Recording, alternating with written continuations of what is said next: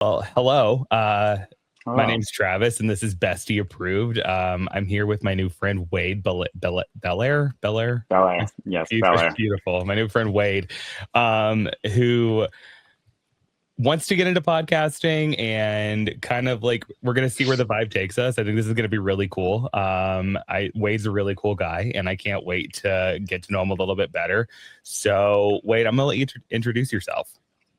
Yes, well, first of all, thank you. I'm also very excited. And thank you for having me. I am Wade Belair. I live in New York City. I invest in startups, mostly consumer startups. Planning on going back for my master's in psychology and mental health counseling, out of passion. And I love men. No, that's another Same, fun fact. Yeah. same. Uh, and I think Can't that's get it. enough. And yes, trying to try my hand in podcasting a little. Have done a few and felt a twinge, and I'm trying to follow that and lean into it. And here we are. Nice. I love it. What podcast have you done, if you don't mind me asking? I did one that I think I sent you called Wellness Cowboys, which is with my friend Monica Clark, who is this kind of model and social entity here in the city. And then I actually was just in Austin last week for this woman, Carrie's podcast, who has a podcast called Breaking Free from Narcissistic Abuse, which is about dating narcissists. Nice. Yeah, it's a very intense name, like, of the podcast. When people ask me what I was going on, and I say, it's like, wow. But it's like she's very smart, very cool. No, I'm sure. And Like, we it had a just great sounds talk. heavy. It's very heavy, but the conversation is not as, I mean, it is, but it's not as like serious. Like, we were having fun, but we talked. I mean, we went for like 3 or 4 hours in her studio in Austin, and Nice. I'm excited to see it. Yeah. That's awesome. I love that. Sorry, I'm turning on my do not disturb because I I also just did that. I did not think to myself about how many people text me 9,000 times a day, and it's okay. I know, it's always when I'm doing this. I was on a call before. My mom, my sister, like several people. Like, my sister never calls me. I'd call me during it, and I was like, someone is dead, but no one was dead. It's just Christmas Oh, logistics. of course. Yeah, That's nonsense. Christmas. Yeah. What's the last song you listened to, Wade? The last song I listened to, Yeah. oh, actually, I just looked when I saw that you had asked that. It was actually "Lollipop" by Lil Wayne. I was in the Shut gym. up. I have my playlist of like liked songs on Spotify that I listen to when I work out is like a very scary, like, how the spectrum of it. 'Cause it can be like, it's usually like very, very weird, like off brand, I know, but it's usually very, very like heavy metal or like heavy rap. Yeah. Or it can be like my cry playlist, which is like Kings of Leon and stuff, in which I'll like Perfect. full main character and like hands on hips cry.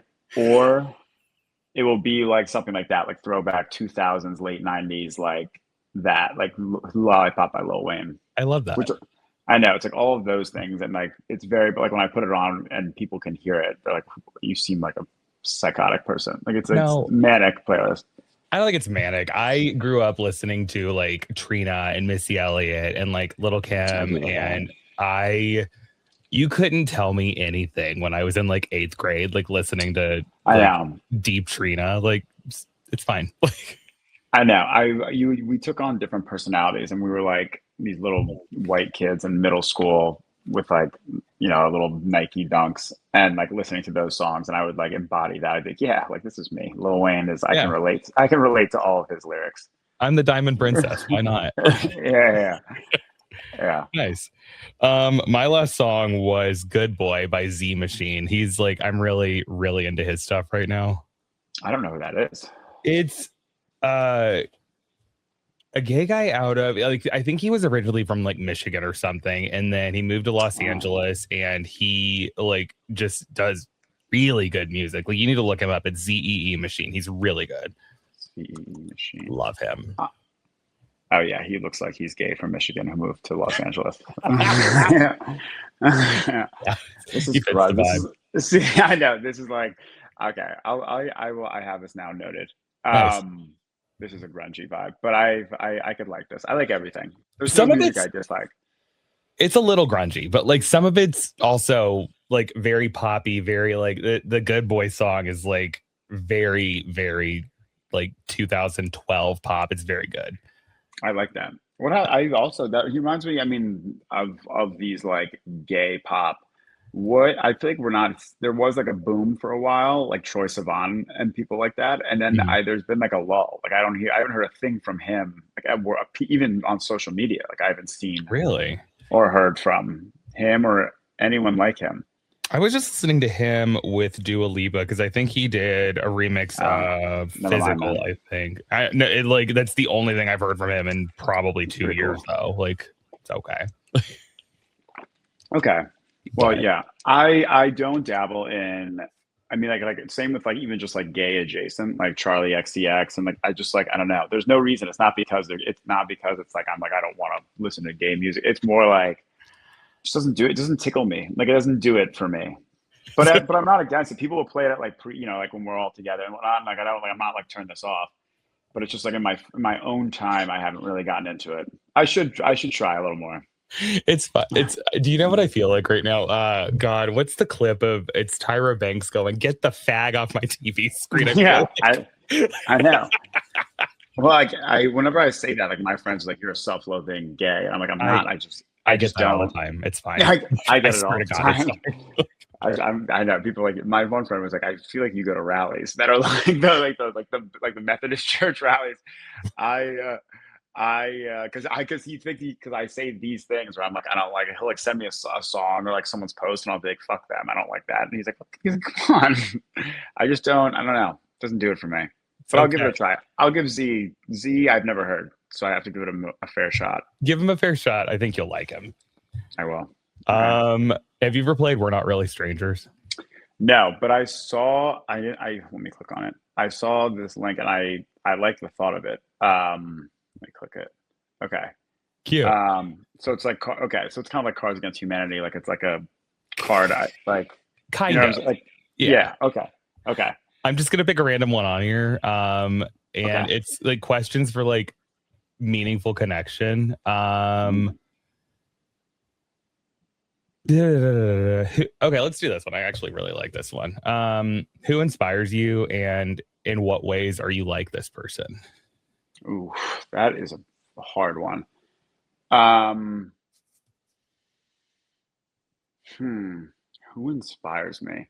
I wish I could say someone who's more in like the public eye, but I will say like, and this one's a bit tacky, but I do actually believe it is my dad because I strive to have this duality that he has, which is being very very direct, very strong-willed, very smart, and like very strong opinion. But then also he has like he balances it very well with like open-mindedness and like this weird, even though he's this very like strong, cold man, like this tenderness as well. I don't know. He has this like what you I imagine like the perfect duality of man is supposed to be. And like I find myself like leaning one way or the other where I'm, where I try to like have it's hard to do both. It's hard to be both. Um and I wish I fuck I if I had more time to think, I could. There's definitely like also people who are in the public eye that I think I'm like this is who I base my life off. I also there's a lot of celebrities that like I base like I sometimes will like influence like my character. I love like there's like an actor, when you watch like a show and like your personality changes while you are in the midst of watching a show. Like I have that a lot as well, but Nice. on a deeper level, dad. Nice. I love that. Yeah. It's really cool. What about you? Um, It's a hard God, one. it is a hard one. Um, honestly, Bethany Frankel. See, that's a good one. I wish I had a more playful one now. No, Uh, like it's like she's like my hero, and like I remember watching her on The Real Housewives of New York, and like watching her like literally be completely broke and then like come from nothing, and then like her backstory is actually really interesting because like she grew up on like the racetrack where her dad was like racing horses, and it was like a whole thing, and then she like figures out the skinny girl margarita and then like blows that up into like $100 million brand. Mhm. And then like I don't know, she and I were going, like she was going through her divorce at the same time I was going through like the most horrific breakup. And like I remember watching that and being like, oh, if she can come back from like what she thought was her forever, I'm gonna be fine. And like I try to be like her, where like she can be very abrasive and very aggressive. I think I can be too, but like I think I try to take some of that and be like, I know what I'm doing. Like I'm confident. Like I'm good at everything that I like put my mind to. So like I think in that way I'm kind of like her. Okay, that's a good answer Yeah. also. And Thanks. she is a good one. She's one of those sneaky sleeper cells where it's very easy to paint her as like, look at this like funny social media clown who's like, you know, like eating chicken salad. But it's like Sure. when you really break it down, you're like, look how smart she is when it comes to like how she's building out her personal brand, her actual brand, her business, and then like how she plays the game of, you know, being in the public eye and, you know, an influencer politics. Like she is smart and clever, and she does have a good direct, like, again, not she's Bethany Frank is kind of like my dad. Her like moral compass is very like true, you know, and she like, Yeah. stands by it. Like she says, like she has this like code almost of life and like people and like how she like who she like it's interesting. She is, I also think, like a sleeper cell of someone who's like very smart and very impressive. Nice. I love that. I'm also like, I always get worried when I say that because like she's such like a polarizing person where like you Yeah, never know like what you're gonna get when you say something like her.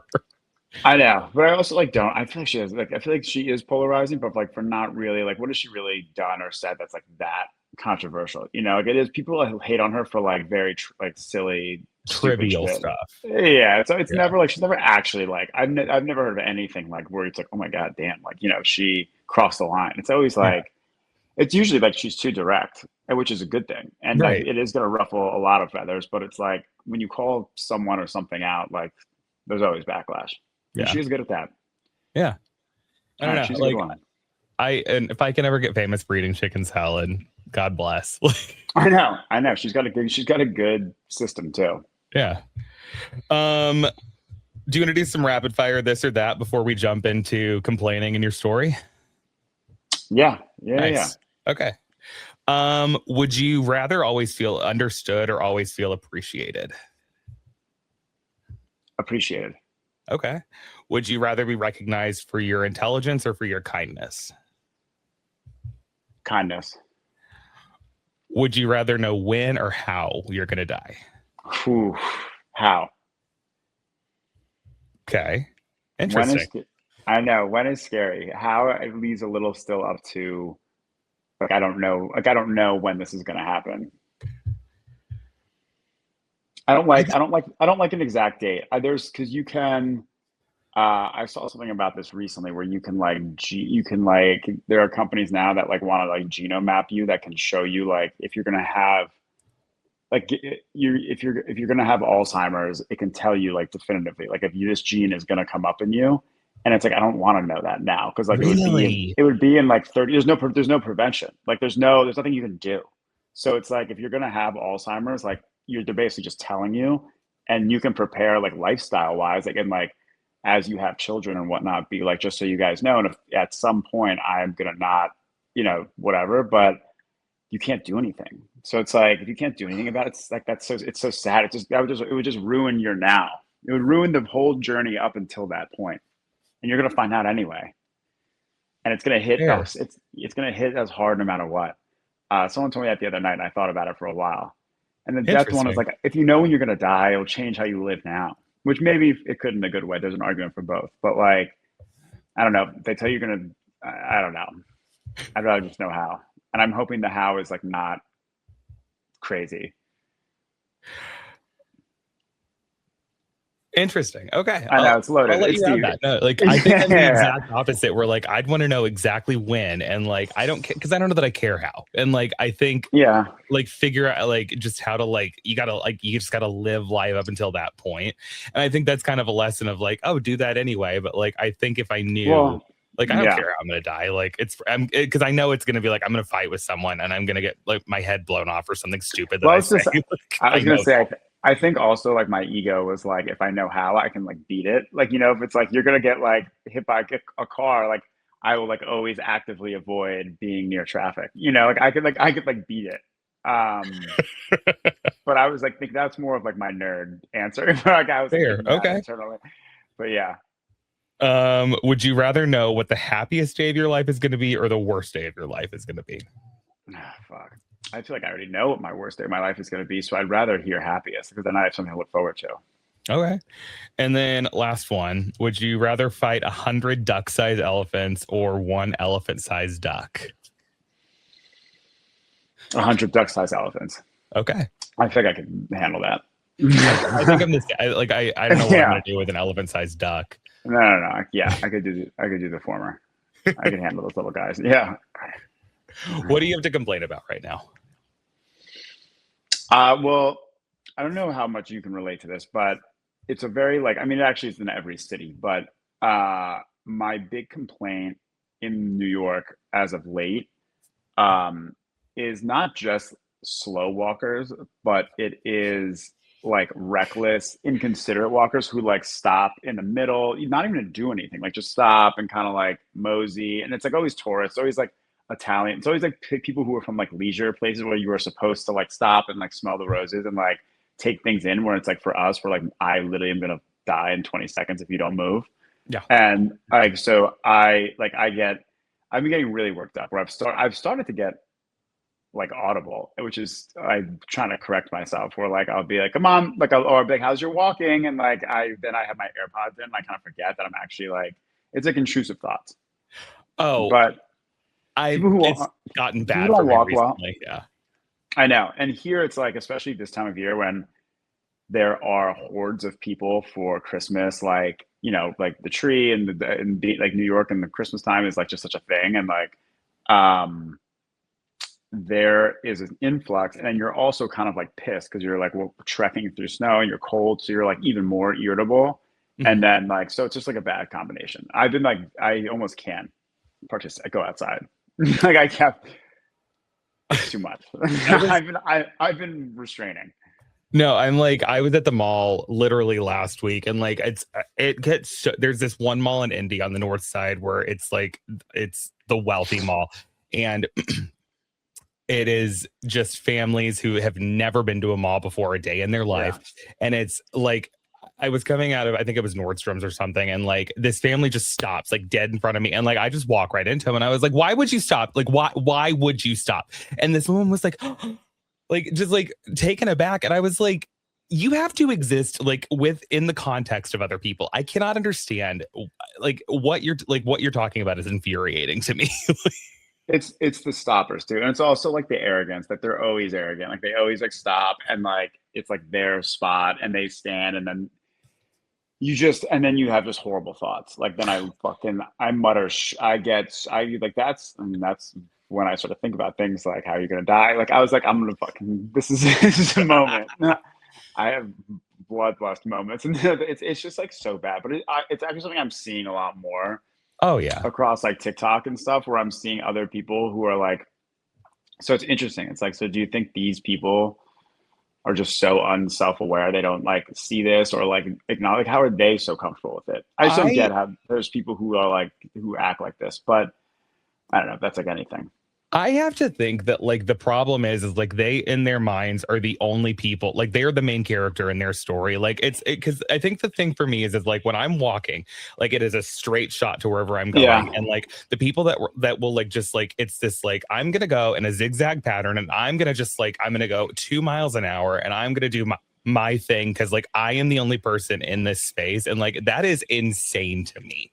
It is. I actually now that I think about it, I'm a little like envious of them. It's kind of like when you have people you know who are like kind of like golden retriever people or like the Yeah. ignorance is bliss kind of mentality where it's like people whose like lives are just so like nice and like rainbows because they're just like kind of not thinking deeply about anything. So they're kind of just like, ooh, like they kind of just like living. And I'm jealous of that because like I'm always constantly overthinking everything and like stressed and getting like worried about things and angry. And these people are just like going through like, ooh, like look at this store and like don't even think I wonder what about that's like. everyone around them. It's probably amazing. It's probably so nice. There was this girl I went to school with who she recently had like kind of a break mentally and like in like a not actual way, but like and then has been posting just her like on the beach, like so delusional, like just talking about crazy like spiritual things. And like I was like, I'm jealous of this girl because her life is so she seems so content and happy and just like checked out from the real world. And that's what I feel like these people are. They're checked out from the real world. They're just like they don't have any like like concept of self or awareness or surrounding or anyone else, just themselves. And they're lucky. And, They are and lucky. they're so lucky, blissfully ignorant.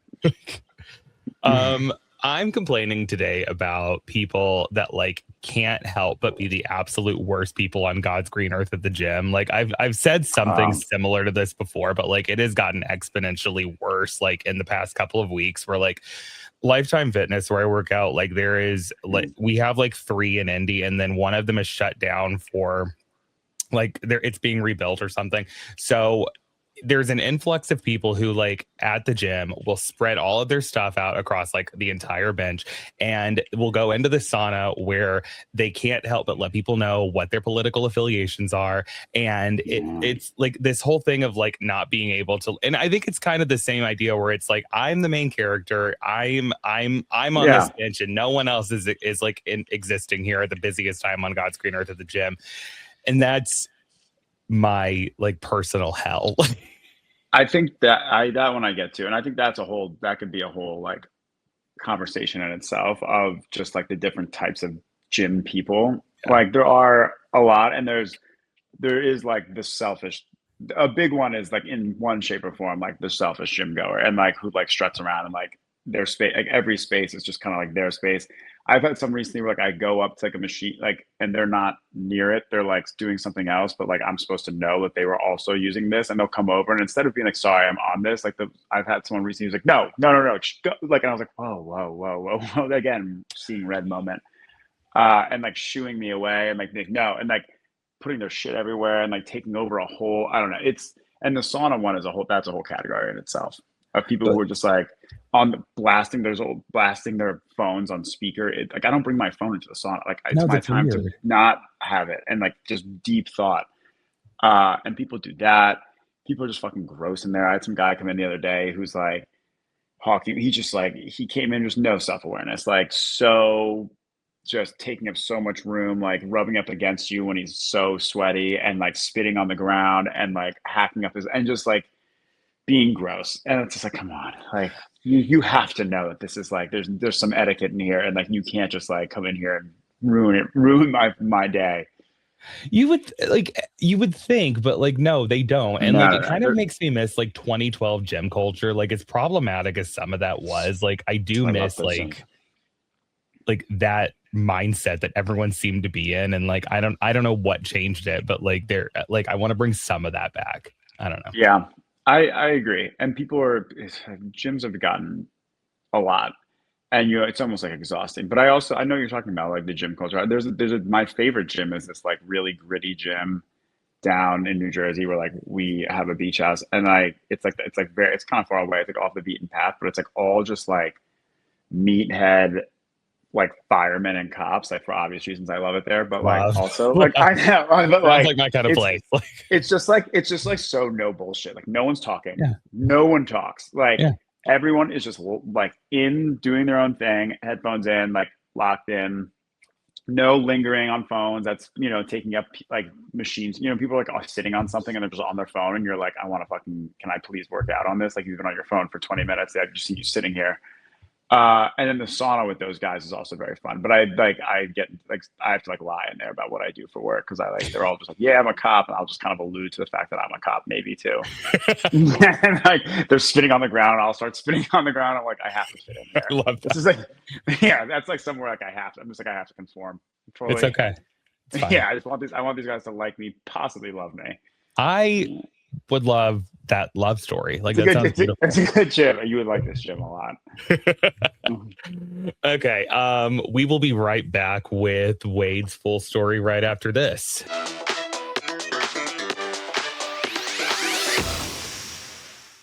Your holidays might be chaotic, but your bed should not be. I'm really into Cozy Earth's bamboo sheets right now. They're ridiculously soft, and they'll keep you cool all night. Oprah and Kris Jenner are huge fans, and you'll see why.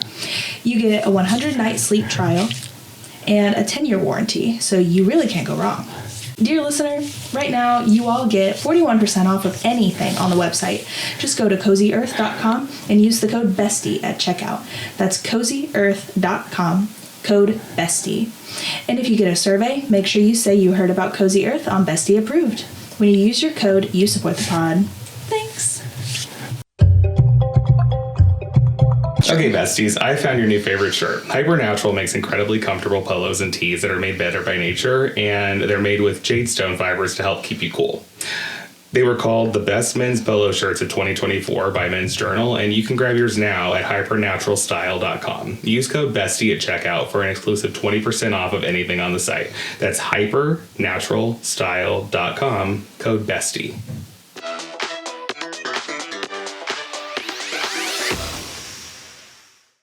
We're back with Wade. I've heard a little bit of this story, but I want Wade to kind of tell his story, because it's actually it's a beautiful story in that I think a lot of people can relate to it. So I want to hear your story. Like, tell the people about your journey and how you got here. Yeah, I agree. I think the biggest thing, you know, as I've started talking about it a little more openly, and as I'm seeing, which we'll get to at the end, but I'm seeing like this trend of others on both sides, like speaking of this a little more openly on like social media.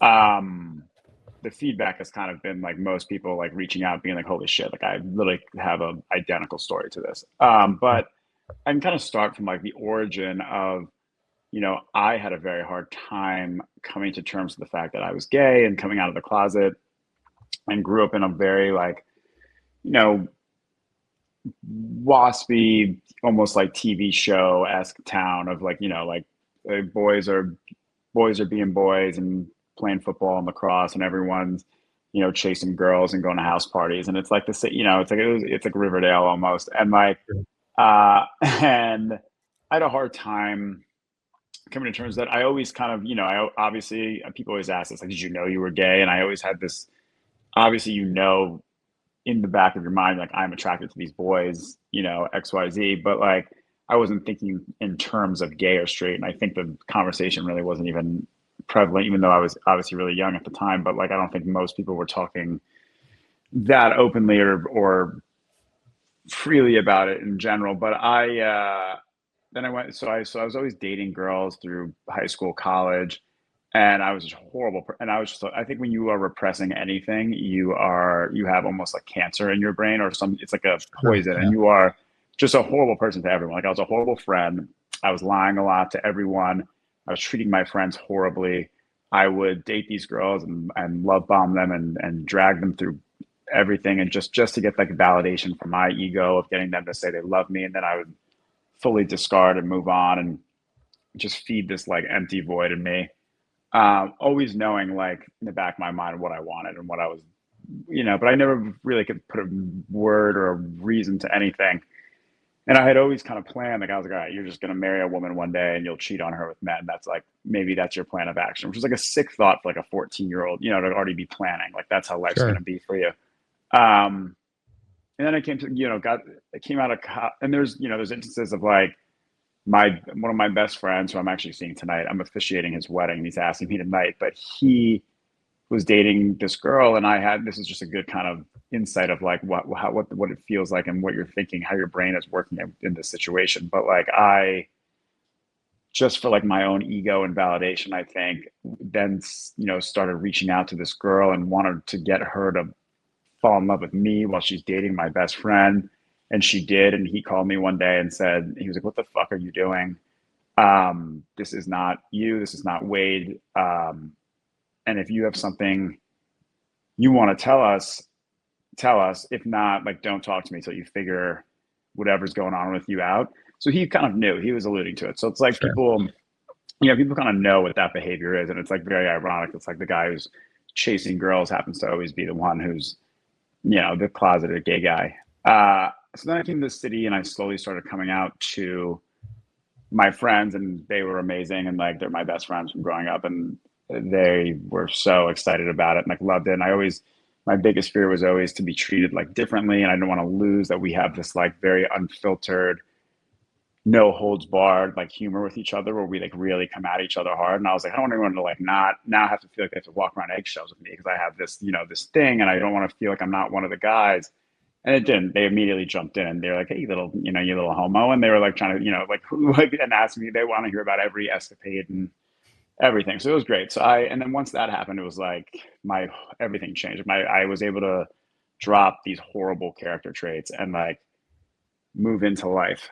All right. So then fast forward, I then got into like a 3-year relationship with a guy who's a mutual friend of my friends. And he also closeted gay or bisexual. No one really knows. Only he knows the answer to that. But, in him, it manifested in a very deeper, more angry, like hateful. Like I think he has currently a harder time than me. And I always tried to like lead by example. But so for these 3 years or 3.5 years, it was always had to be a secret, always had to be, I always had to play like just buddy when we were out with our friends, which was hard for me to have these feelings and still do this. And, we would take these pauses so that he could get in these like 6-month love bomb relationships with girls and move in with them and bring them around because he needed the ego validation hit. He's older than me, mind you. And,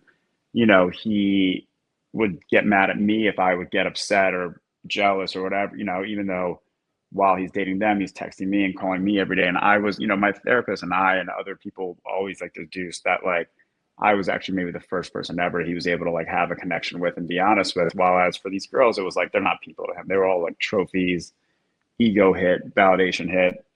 He's like the cliche. And then so kind of what I was talking about, like this trend of now you're seeing on Instagram, like all these girls going around talking about like, I think, DL men. And I found out my boyfriend who I was in love with, was secretly, hooking up with guys and XYZ. And it is like, this guy he's like the poster child for this of like, he always was just like this huge womanizer, like had to fucking, whenever we'd be out, he had to make a point in front of our friends to hook up with and chase 100 girls and be hypersexual about it. And, whatever. And then him and I would go on these long trips together and be in love and talk every day. And I was his emotional, like basically his therapist. And, we had this great emotional connection. He was my best friend. So like there's all this negative, but there was a lot of positive. Like I got to date my best friend, which was like, that's like the dream. That's like everyone's dream.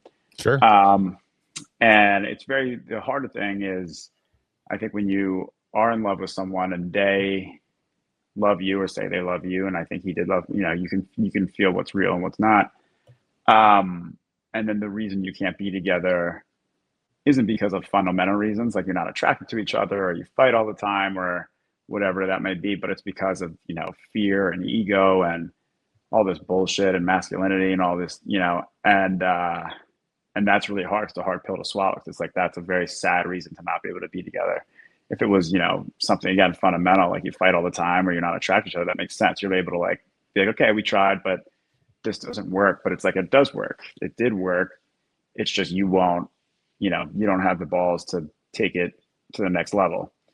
And he's still on that journey where he's still, we haven't spoken in over a year, but from what I hear, same shit, moves in with these girls, blows it up internally and then on to the next one. It's just an endless cycle.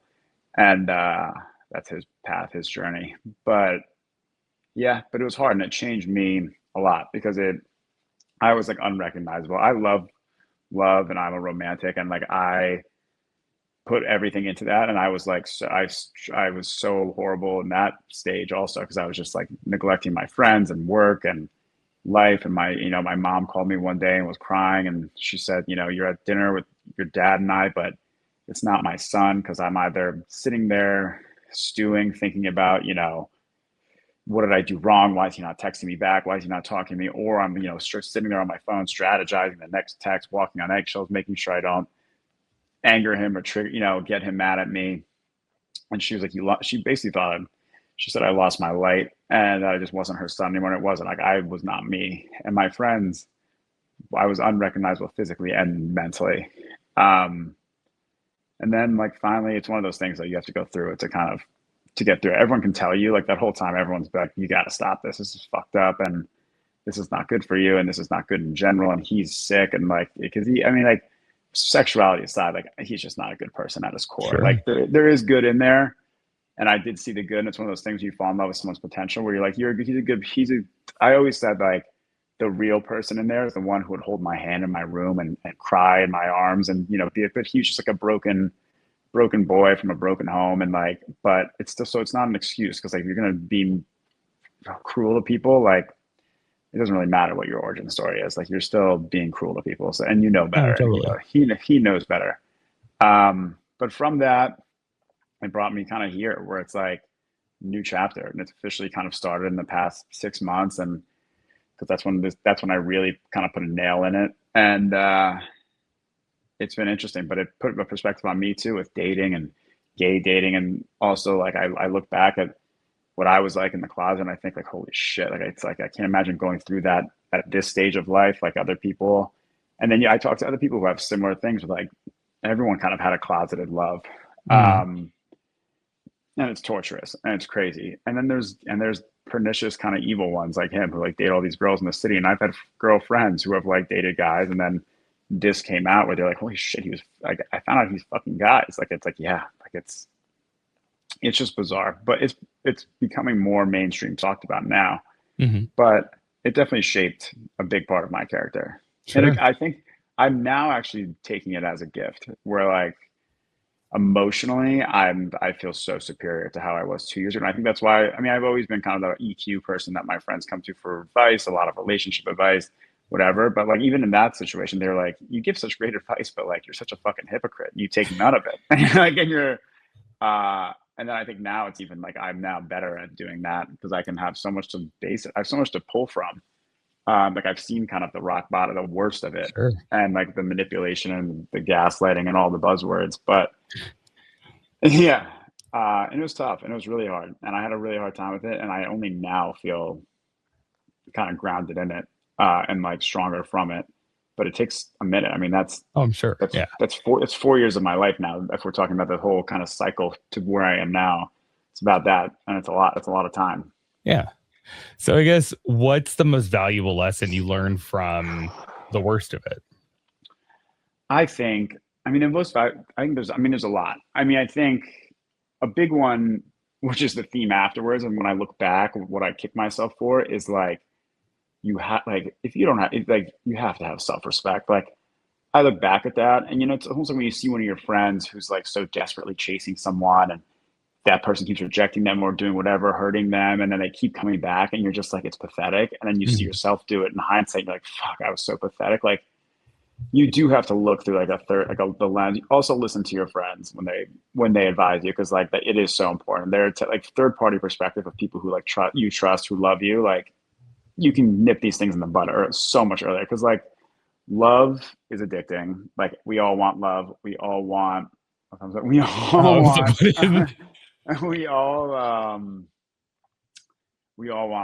all want like this story.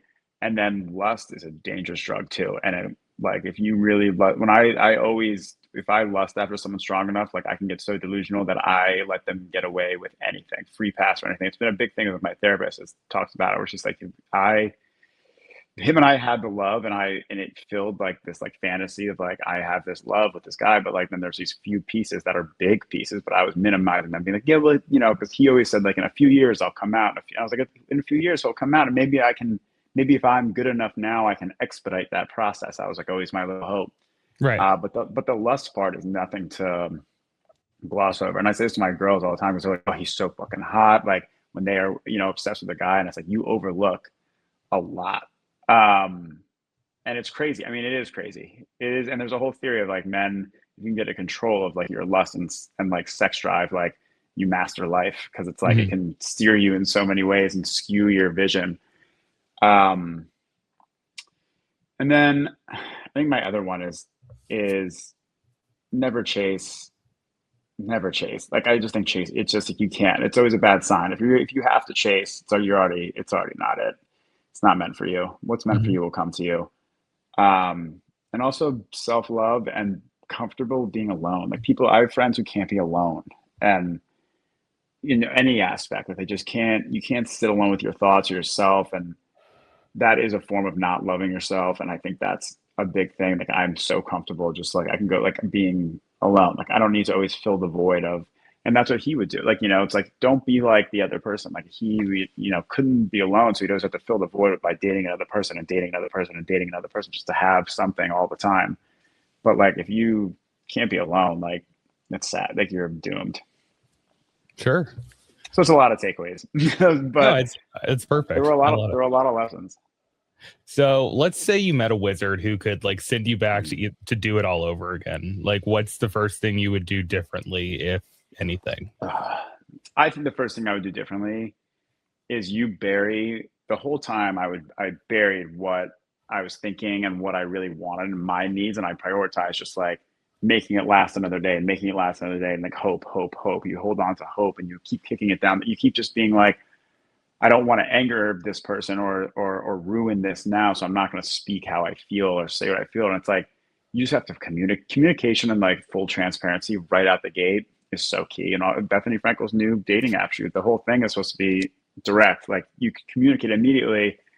And if I early days in that would really just sat him down and were like, what are the odds? Like, was just like, so do you love me? And even if the answer was yes, then I said, what are the odds really that you are going to come out, that you can come out and we can date, in the next whatever time frame? And if we just like had that conversation, early on, instead of me just like rolling with it and letting him get away with anything and making excuses all the time, like, we could have saved each other. We could have saved each other a lot of fucking heartache and time. Sure. I could have saved myself a lot. But again, it's like, people always say, if you could go back and have it never prevent it from ever happening, it's like, I don't know, because it's like all this did create a lot for me, create a lot of opportunity for me in terms of just like physically and mentally. I got so much healthier after going through this. It's almost like whatever that is called, like when you're like scared, like you have a fear of something like flying or spiders, and then they like expose you to it, and then like you come out of it like therapy. Yeah. That's just should know that. I'm going to school. But it's like that kind of where it's like, because I wouldn't know any of this now. And like, I probably would have, if it wasn't him, I probably would have chased or made excuses for, or like done this similar kind of deal with countless other people in that 4-year window, because I would have never learned. Now I've learned. So now when I go on date, when I talk to people, I can kind of see these flags or indicators, or at least just the sheer fact that I'll never get strung along again. And I stopped making excuses and I stopped accepting bare minimum. So it's an important experience. It's important to go through these things. No, totally. It's fun. I agree.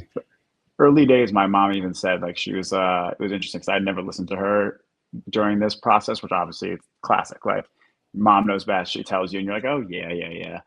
But early days, like, she was like, I remember earlier she was like, this kid's gonna, I remember he came over to meet my parents as like a friend.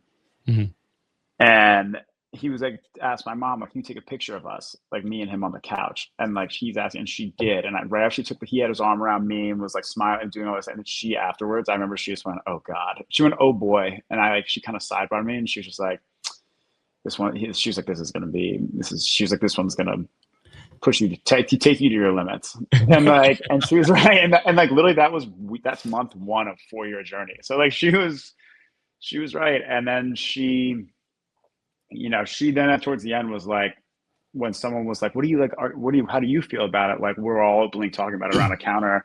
And it's like, what Wade's doing and Wade's relationship with this man. And she was like, I think everyone's, for like one of their strong loves has to be a big heartbreak. So like, she was like, this is good. Like, she was like, I've told him, he knows, he's smart. He's a smart boy. Like, but he's choosing this because it's like, you can't deny how much you played a part. Like, I willingly participate. I wasn't out of a gun to my head. So it's like, I chose that. And I knew deep down better. I obviously knew better. but did it anyway. Nice. If you could say anything to the guy that you used to be, what would it be? Have some self-respect, you pussy. Like, I look, that's the biggest haunt for me, is like, I'm like, it's so pathetic. You're such a doormat. And like, I was such a fucking doormat to this one. I let him get away with anything and everything. And my business partner sat me down and said, like, he was like, it's crazy. He was like, in all areas of life that I've known you and seen you operate in and work and meetings, like, you never let anyone disrespect you in any way. And then he was like, this is the greatest form of disrespect, and you're just letting this person fucking get away with it. And he was right. And it was true. So it's that. It's have some self-respect, you Nice. pussy. Yeah. Have some self-respect, you pussy. Yeah. Like, come on. Well, you sound like the cops that you work out with. I know. They're rubbing off. They do rub off on me. I kind of like am that. Like, in like but like in a weird, like, I love that kind of communication style. I do too. There's something about it where it's like that old Italian, like it's very New Jersey. Yeah. It is. It's like very in me, and like I pull it a lot, and people are like, it's weird that you were this like gay man who, like, you know, like, I'll be like wearing leather pants, and like, I'm, you know, and then I'm like, you fucking pussy, like, you know, like, it's I don't know. It's good though. It's direct is For good. sure. So you talked a little bit about like the next chapter, and you alluded to that. Like, what is the next chapter? What comes next? The next chapter is I am trying to lean into like open to all and the unknown, and I think it's just like the first time that I have kind of, and again, I've got in this journey, I've gotten a bit more woo-woo in terms of like reference when I refer to like universe and universal signs. But I do think like once you stop putting all your energy into something, and especially something that's not good for you, like, you just like allow all these other doors to open. And I've been seeing it in the past few months in terms of just dating life, of like me not pursuing anything, and work life, and just opportunities and experiences that have just kind of come naturally, just because I'm kind of leading now with like focusing on myself, and I'm leading with like kind of being gentle and kind, and just that's kind of my motto and how I'm moving forward. And this is one of them. Like I said, like, I went on a podcast and I talked about this. I talked about everything. I talked about my life, just talked about, and then other things like, you know, we talked about topics in general, like, you know, slow walkers and people at the gym who are fucking annoying. But, and I just, again, walked away from it and felt good and really enjoyed it and felt a little fulfilled. And if my kind of mindset now is, if anything feels fulfilling or good, like, lean into it and go towards it, and don't, you know, stuff anything down anymore and like repress anything. Like, it's all about, Sure. so this is part of it. So this, you know, we're doing it now. I love that. I love that. That's awesome. So you mentioned this when we talked, and you kind of alluded to it a little bit earlier. You have become like the resident dating advice, like subject matter expert for your group of friends. And I'm just going to ask you, what advice would you give to a guy who, like, honestly has not dated in like 10 years, and he's like ready to like maybe put himself out there again, and like isn't sure where to start? I would say the apps. Like, that's yeah. Well, that's my biggest red flag. I say a lot of like my girlfriends and guy friends who are single or like re-single, you know, dated, had a long relationship, stopped, and, you know, and there's a reason people sometimes don't break up, end a relationship that they know they're unhappy in, is because they're scared of being single again and going back out there and having to start over. And everyone's scared of that, because it's just like a lot. It takes a lot out of you in all regards. And I think my advice is always that time and age are meaningless. Like, in terms of dating, like, people put way too much weight into like, you know, I need to be seriously dating somebody by X, you know, 35, whatever the age is. Everyone's got a different age in their head. Sure. And they put so much weight into it. And it's just so irrelevant and so not true. And it's stress that you've created on yourself, and no one else is, you know, and it's just not real. And I think if you are getting back in the game, it's just, you just need to be not stressed about it and not have a goal. Like, I don't like this, like, I need to date to marry. It's like, just date, like, just date and see, and you have no, and accept that you have no control over what's going to happen. And like, control what you can control. Like if somebody, you go on a date with somebody and you A, not into it, like don't force it, walk away. Or B, you see things that remind you or are not healthy things that are not going to be good for you or just not compatible, like walk away. And don't just like get into something just for the sake of getting into something because it feels good and because you don't want to be alone and because you're scared of being alone. So again, I think like the biggest thing is like that, and that most people are doing this right now. Like it feels like not everyone is single and dating, but like most people are having the same fears, scrambling, dating. The people who aren't are just louder on social media. Like your friends who are married just post more than your friends who are single in terms of like their life. And you're like, oh shit, everyone, like my friends who are like, everyone's getting married. I'm like, not really. Like it's like, like 10 of our 30 friends are getting married, but like that's the minority. But it just feels like, holy shit, it's overwhelming.